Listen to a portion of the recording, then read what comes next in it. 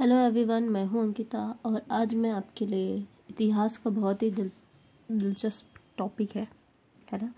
Modern history जिसको हम बोलते हैं, जिसमें हम आज़ादी के बिल्कुल करीब थे और कुछ घटनाएं ऐसी होती थी जो बहुत ही महत्वपूर्ण हैं। तो उसमें से एक था क्रिप्स मिशन।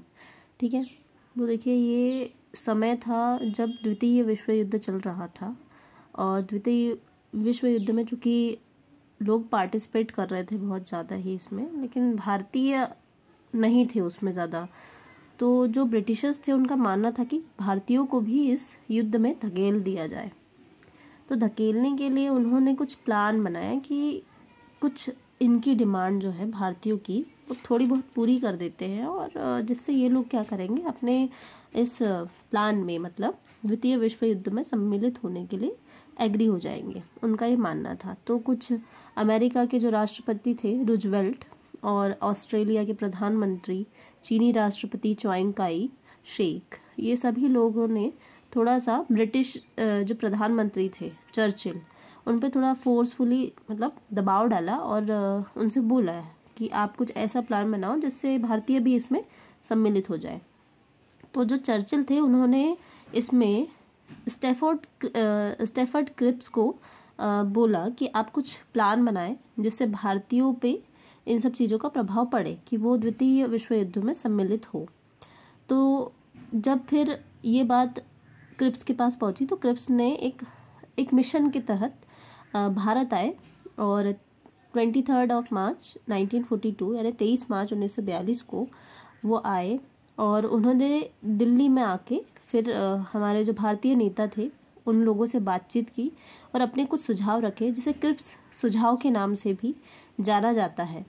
तो उनके सुझाव में क्या था वो मैं आपको बताऊंगी। जो क्रिप्स मिशन बेसिकली बोला जाता है वो क्या था, इन शॉर्ट बताऊंगी। ठीक है, देखिए, सुझाव में कुल मिला के उनका ये था कि आप लोग मतलब हम लोग ऐसा कुछ करेंगे, युद्ध के बाद की बातें है ना, पहले तो आप लोग युद्ध लड़िए, भारतीयों से कहा गया पहले आप युद्ध लड़िए, फिर कुछ डिमांड जो है वो हम आपकी पूरी करेंगे। जैसे खुद से ही उन्होंने तय कर दिया कि हमारी क्या डिमांड थी। ठीक है, तो उनके हिसाब से उन्होंने ये कहा कि हम एक नए भारतीय संघ की स्थापना करेंगे जिसमें जो ब्रिटिश प्रांत थे और जो देसी रियासतें थी वो सभी शामिल होंगी। ठीक है, दूसरी शर्त उन्होंने क्या रखी कि वही लोग ब्रिटिशर्स संविधान सभा का निर्माण करेंगे और उसका प्रतिनिधित्व करते हुए वो संविधान का निर्माण करेंगे। ठीक है, जैसे भारत की व्यवस्थापिका सभा और रियासतों के ये लोग प्रतिनिधित्व करेंगे और संविधान सभा का निर्माण करेंगे। ठीक है, थर्ड शर्त ये थी उनकी कि जो संविधान का निर्माण ये लोग कर रहे हैं वो उस स्थिति में लागू होगा कि जब जो ब्रिटिश सरकार है उनके ब्रिटिश सरकार बोलना चाहिए, वो इस स्थिति में इस चीज़ को लागू करने के लिए कह रही थी कि देसी रियासतें और जो ब्रिटिश प्रांत है वो यदि इसमें सहमत होंगे तो वो संविधान लागू होगा। यदि कोई सहमत नहीं है तो अपना संविधान वो खुद बना सकते हैं और वो उन लोगों के साथ वैसे ही रहेंगे जैसे कि दूसरे भारतीय संघ के साथ, मतलब वो चाहे तो इंडिपेंडेंटली अपना संविधान बना सकते हैं और उनके साथ फिर कोई भेदभाव नहीं होगा। उनके साथ जैसे भारतीय संघ दूसरा है वैसे ही उनके साथ भी बिहेव किया जाएगा। अच्छा, मेन उनका मोटो तो युद्ध से संबंधित था। तो उन लोगों का ये था कि पहली बात तो उनने ये भी बोली कि जो युद्ध के बाद भारतीय संघ जो है वो राष्ट्रमंडल का सदस्य बन जाएगा।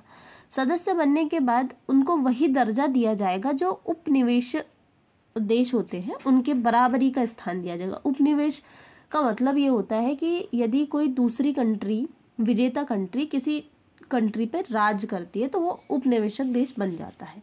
तो इनका यही था कि भाई उनके बराबरी का हमको दर्जा दे देंगे। अच्छा, अब लास्ट उनका जो मेन मिशन था ये सारी चीज़ें प्रपंच रचने का, वो ये था कि युद्ध में आप सहयोग करें। नेताओं से कहा गया, भारतीय नेताओं से, कि भारतीय नेता से कहा कि ब्रिटिश सरकार को युद्ध प्रयासों में क्या देंगे, ये लोग सहयोग देंगे। बदले में ये क्या करेंगे कि युद्ध के समय भारत की सुरक्षा का दायित्व अपने पास रखेंगे। ठीक है, कि भाई हम आपको प्रोटेक्ट करेंगे और आप क्या करें, हमें सहयोग करें।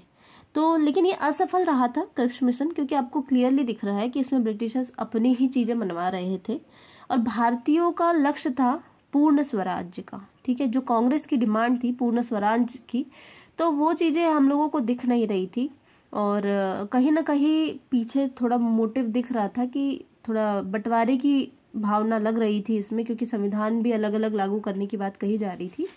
तो यही था संविधान क्रिप्स मिशन। अगर आपको समझ में आया है तो बहुत अच्छी बात है, क्योंकि मैंने बहुत कोशिश की है कि मैं छोटे से स्वरूप में इसको आपके सामने प्रस्तुत करूं। धन्यवाद।